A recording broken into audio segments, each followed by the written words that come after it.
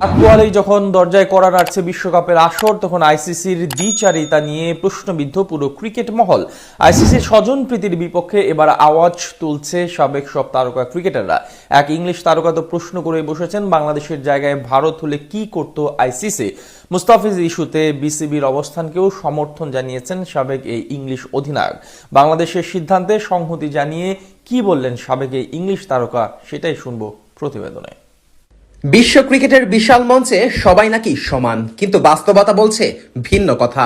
আইসিসির চোখে এক এক দেশের জন্য রীতিনীতি এক এক রকম। আসন্ন টি-20 বিশ্বকাপকে সামনে রেখে আইসিসির এই দ্বৈত নীতিটাকেই আবারও সামনে এনে দাঁড় করিয়েছে বাংলাদেশ ও পাকিস্তানের মতো ক্রিকেট বোর্ডগুলো। আইসিসির সামনে প্রশ্ন রাখছে, নিয়ম কি সবার জন্য এক? মুস্তাফিজ ইস্যুকে কেন্দ্র করে বাংলাদেশের অবস্থানকে কেউ কেউ জেদ বলতে পারে, কেউ বলতে পারে এত কঠোর হবার দরকার কি ছিল। কিন্তু বাস্তবিক অর্থে জেদ আর সত্যের সামনে দৃঢ়তার মাঝখানে পার্থক্য খুবই সূক্ষ্ম।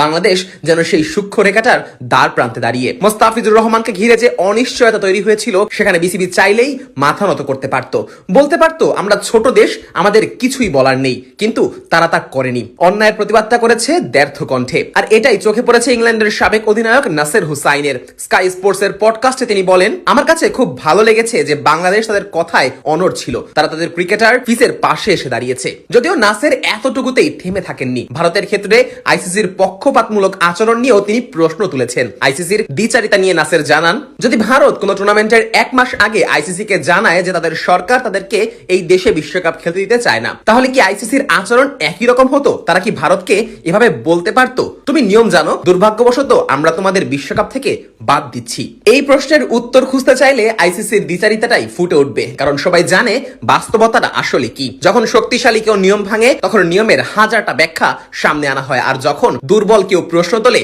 তখন তাকে নিয়মের বাণী শুনিয়ে দেওয়া হয়। বাংলাদেশের ক্ষেত্রেও অনেকটা এমন কিছুই করা হয়েছে। তবে বিসিবি মাথা নোয়ানোর পথ বেছে নেয়নি। পরাজয় হবে জেনেও বিসিবি সকল অন্যায়ের প্রতিবাদ করেছে, আর কঠিন সময়ে তারা পাশে পেয়েছে পাকিস্তানকে। আইসিসির বোর্ড সভা থেকে শুরু করে পুরো বিশ্ব মিডিয়ায় প্রকাশ্যে লিটন মুস্তাফিজদের পাশে এসে দাঁড়িয়েছে পিসিবি। আইসিসির দ্বিচারিতা দূর করবার জন্য তাদের আর্থিক কাঠামোতেই শেষমেশ বড়সড় ধাক্কা দিয়েছে মহসিন নাকবির বোর্ড। আইসিসির সোনার ডিম পাড়া হাঁস হিসেবে পরিচিত ভারত পাকিস্তান ম্যাচ থেকে নিজেদের সরিয়ে নিয়েছে, আর এতেই কোণঠাসা পুরো আইসিসি। ওই যে কথায় আছে না, সোজা আঙ্গুলে ঘি না উঠলে আঙ্গুলটা বাঁকা করতে হয়, পাকিস্তান যেন সেটাই করেছে। বাংলাদেশের পাশে দাঁড়িয়ে পাকিস্তানের এমন সাহসী পদক্ষেপকে স্বাগত জানিয়েছেন নাসের হুসাইন। তিনি বলেন, পাকিস্তানের বাংলাদেশের পাশে দাঁড়ানোকে আমি সাধুবাদ জানাই। পাকিস্তান ভারতের মধ্যকার ম্যাচ দিয়েই আইসিসি ও ভারতকে উচিত শিক্ষা দিতে পারবে পিসিবি। তবে এখন প্রশ্ন হচ্ছে, পাকিস্তানকে কেনই বা এই কঠিন পথটা বেছে নিতে হলো? আসলে এটাই জীবনের বাস্তবতা। শোষিত হতে হতে যখন কারো পিঠ দেয়ালে ঠেকে যায়, তখন চুপ করে বসে থাকার